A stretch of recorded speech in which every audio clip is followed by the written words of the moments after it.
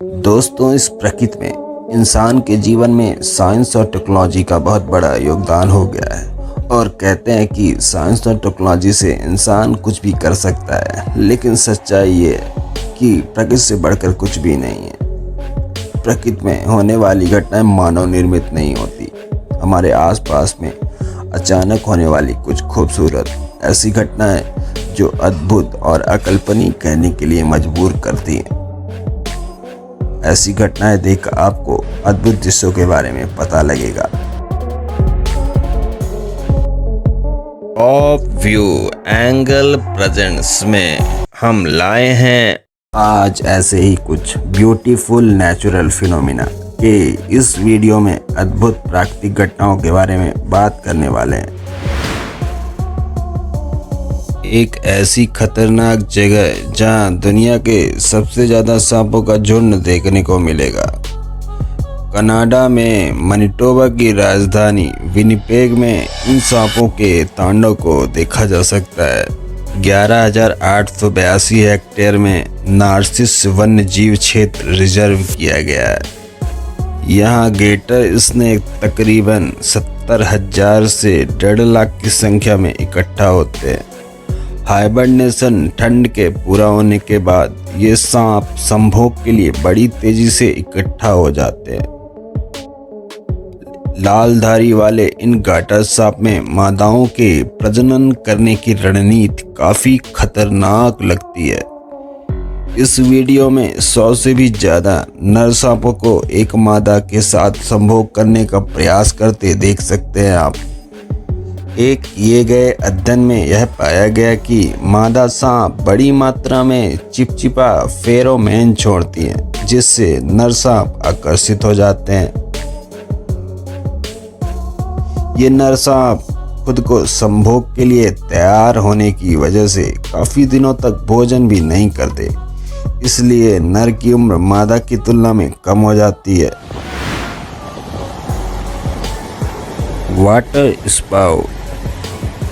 Water spout natural phenomena की एक ऐसी घटना जिसे देखने पर लगता है समुद्र का पानी आसमान ऊपर की ओर खींच रहा हो।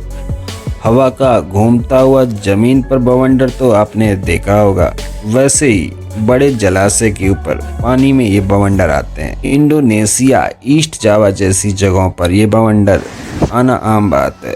ऐसे ही अमाल्फी कोस्ट इटली में ऐसे बवंडर बनते देखे गए। जब गर्म और नरम हवा तेजी से ऊपर की ओर उठती है और ठंडी हवाओं से मिलती है तो एक घूमती हुई हवा की नली बन जाती है। पानी की सतह से जुड़ी हुई ये नली पानी को ऊपर की ओर खींचने लगती है, जिसे देखने पर लगता है आसमान ऊपर पानी खींच रहा हो। इन ठंडी हवाओं के आपस में मिलने से हवाओं के बीच अस्थिरता पैदा होने लगती है। इन अस्थिरताओं की वजह से ही हवा पानी को भी ऊपर की ओर घुमाता है और पानी को वाटर स्पाउट के रूप में ऊपर की ओर खींचने लगता है। गल्फ ऑफ मैक्सिको के समुद्रों में वाटर स्पाउट जैसी नेचुरल फिनोमिना समय समय पर देखे गए। वाटर स्पाउट की ऐसी प्रक्रियाएं 10 से 20 मिनट तक चलती हैं। शांत महासागर में अलास्का की खाड़ी, जो 5,92,000 वर्ग किलोमीटर क्षेत्र के समुद्र में 2 अलग अलग रंगों के पानी को देख सकते हैं जो आपस में नहीं मिलते। गहरे नीले रंग का पानी और हल्का नीला यानी ग्रे जैसा दिखने वाला पानी, जो एक ही समुद्र में अलग रंगों में होने के बावजूद आपस में मिल नहीं पाते।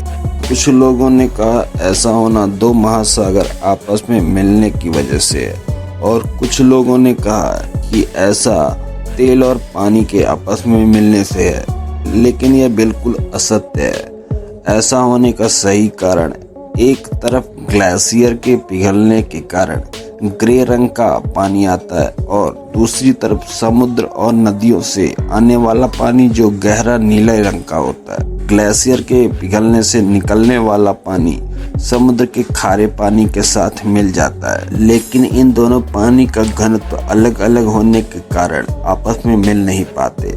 ग्लेशियर का पानी ज़्यादा ठंडा होता है और समुद्र का पानी उसकी तुलना में कम ठंडा होने के कारण घनत्व में अंतर आ जाता है, जिससे इस समुद्र में दो अलग अलग रंगों के पानी दिखाई देते हैं।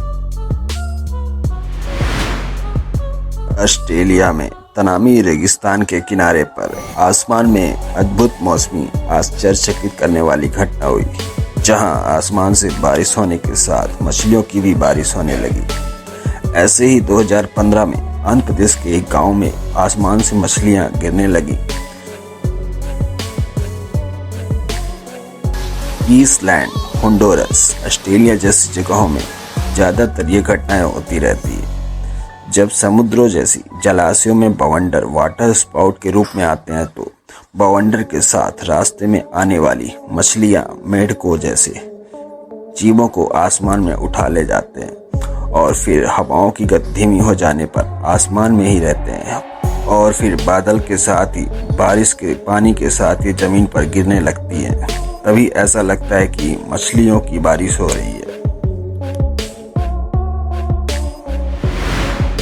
एक ऐसी नदी जिसके पानी को 5 अलग अलग रंगों में देखा जा सकता है। कैनो क्रिस्टल्स, कोलंबिया के सेरानिया डेला मेकारेना के मेटा डिपार्टमेंट में स्थित यह नदी अपने 5 रंगों की वजह से प्रसिद्ध है। विशेष प्रकार के पौधे नदी के रंगीन होने का प्रमुख कारण माना जाता है। मैकारेनिया क्लैविगेरा नाम के ये विशेष प्रकार के पौधे युवा होने पर हरे होते हैं, फिर पीले और बाद में लाल रंग के शेड में बदल जाते हैं। इसीलिए इसका पानी लाल, हरा, पीला, नीला और काला 5 रंगों का दिखाई देने लगता है। सितंबर से नवंबर के दौरान जल स्तर सही होने पर नदी के सभी रंगों को साफ साफ देखा जा सकता है। इस नदी का ज़्यादातर विशेष रंग लाल होता है। इसकी चौड़ाई 20 मीटर और लंबाई 100 किलोमीटर के क्षेत्रफल में है। यहाँ इसे देखने के लिए टूर गाइड के साथ पर्यटक जा सकते हैं। Blood falls, Antarctica. पूर्वी अंटार्कटिका में टेलर ग्लेशियर में ऐसा पानी बहता है जिसे देखने में लगता है कि खून बह रहा हो, मगर ये खून नहीं, ये झरने से बहता हुआ लाल रंग का पानी है। ब्लड फॉल्स को सबसे पहले 1911 में थॉमस ग्रिफिथ टेलर नाम के ऑस्ट्रेलियाई भूविज्ञानी ने खोज निकाला। उन्हीं के ही नाम पर इस ग्लेशियर का नाम भी रख दिया गया। उन्होंने ग्लेशियर के ऊपरी हिस्से पर अजीब लाल रंग देखा तो उन्होंने शुरू में सोचा ये लाल शैवाल के कारण होगा। लगभग 1 सदी तक इस रहस्य का सही कारण पता ही नहीं लग पाया। फिर 2003 में अलास्का फेयरबैक्स और हार्वर्ड विश्वविद्यालय की टीम ने स्पेक्ट्रोमीटर की मदद से इस खून जैसे बहने वाले पानी के रासायनिक संरचना का विश्लेषण किया और बताया कि ये लाल रंग आयरन ऑक्साइड के कारण होते हैं। इस पानी के नीचे कुछ ऐसे जीवाणु उपस्थित हैं जो बिना ऑक्सीजन व प्रकाश के केमोसिंथेसिस प्रोसेस के उपयोग से जीवित रहते हैं और ऊर्जा प्राप्त करने के लिए पानी से सल्फेट और आयरन को तोड़ते हैं। यही आयरन ऑक्साइड जब हवा के संपर्क में आते हैं तो पानी को लाल रंग में बदल देते हैं। सलार दे उयोनी, दुनिया का सबसे बड़ा नमक ही नमक का ऐसा मैदान जो 6 कोणीय संरचना के आकार में नमक का पैटर्न बनाता है, जिसका क्षेत्रफल 10,000 वर्ग किलोमीटर से भी अधिक है। ये बोलिविया के डैनियल कैंपोस प्रोविंस के पोटोसी नाम की जगह में स्थित है। कई मीटर के नमक की लेयर होने के साथ यहाँ 10 बिलियन टन से भी ज़्यादा नमक है। यहाँ के स्थानीय लोग इस नमक को रोजाना निकाल कर खाने के साथ अंतर्राष्ट्रीय स्तर पर इसका निर्यात करते हैं। आप जो टेबल साल्ट खाते हैं ना, इसमें से कुछ बोलिविया की इन जगहों से ही आता है। हमारे जीवन में उपयोग किए जाने वाले लिथियम का 85% का भंडार यहाँ की 3 भौगोलिक क्षेत्र साझा करने वाली इस जगह से ही मिलते हैं। Star wars, the last JD, salt and fire के जैसे ही कई फिल्मों की शूटिंग भी यहाँ की जा चुकी है। यहाँ दर्पण की तरह एक खास प्रकार का बहुत खूबसूरत प्रतिबिंब बरसात के मौसम में दिखाई देता है। नासा भी इस जगह को सैटेलाइट के उपयोग से जीपीएस कैलिब्रेशन के लिए करता है। इस्ला इंका हुआसी और इस्ला एल पेस्काडो के नाम से दो द्वीप स्थित हैं। नमक से बना होटल और रेल का कब्रिस्तान भी यहाँ आप देख सकते हैं। ऑरोरा बोरेलिस, बहुत ही खूबसूरत दिखने वाले ऐसे लाइट शो जो आसमान में दिखाई देते हैं, जिसे ऑरोरा बोरेलिस कहते हैं। उत्तरी ध्रुव के आसपास ये घटनाएं नेचुरल फिनोमिना की खूबसूरत दृश्य बनाती हैं। अंटार्कटिका के आसपास के क्षेत्र जैसे कि अलास्का, कनाडा, आइसलैंड में ये देखा जा सकता है, लेकिन ये सूर्य की वजह से होता है। जब कोई सौर तूफान हमारी ओर आता है तो कुछ ऊर्जाएं और छोटे छोटे कण मैग्नेटिक फील्ड सीमा से होते हुए पृथ्वी के वायुमंडल में प्रवेश कर जाते हैं। तो ये कण हमारे वायुमंडल में गैसों के साथ परस्पर क्रिया करते हैं, जिसकी वजह से आकाश में खूबसूरत रंग दिखाई देने लगता है। ऑक्सीजन हरा और लाल प्रकाश देता है और नाइट्रोजन नीला और बैंगनी चमकता है। उत्तरी ध्रुव पर इलेक्ट्रॉन और प्लाज्मा किरण के आपस में मिलने से ही ये प्रकाश किरणें दिखाई देती हैं। पिंक लेक हिलियर, ऑस्ट्रेलिया में मेलबर्न के वेस्टगेट पार्क में मौजूद हिलर लेक, जो अपने गुलाबी रंग के पानी की वजह से फेमस है। ये झील चारों तरफ से पेपर बार्क और यूकेलिप्टस पेड़ों से घिरी हुई है।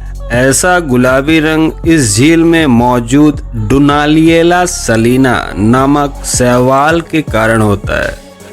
ये जब सूर्य की रोशनी के संपर्क में आते हैं तो बीटा कैरोटीन उत्पन्न करते हैं, जो झील को गुलाबी रंग देते हैं। झील में मौजूद हेलो बैक्टीरिया भी ऐसे पिगमेंट बनाते हैं। 600 मीटर लंबी और 250 मीटर चौड़ी इस झील में काफ़ी ज़्यादा नमक होने के बावजूद इसमें तैरना सुरक्षित है और यहाँ काफ़ी पर्यटक आते हैं और इस झील में तैरने का लुत्फ उठाते हैं।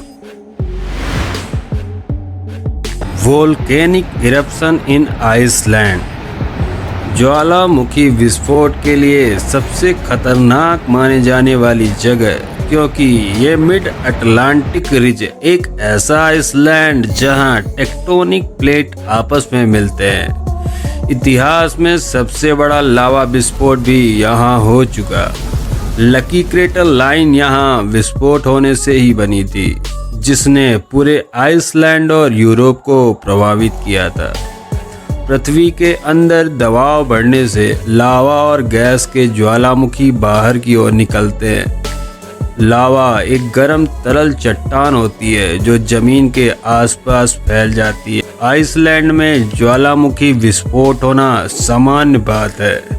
क्रेफ्ला आइसलैंड का प्रमुख वोल्केनिक इरप्शन में से एक है।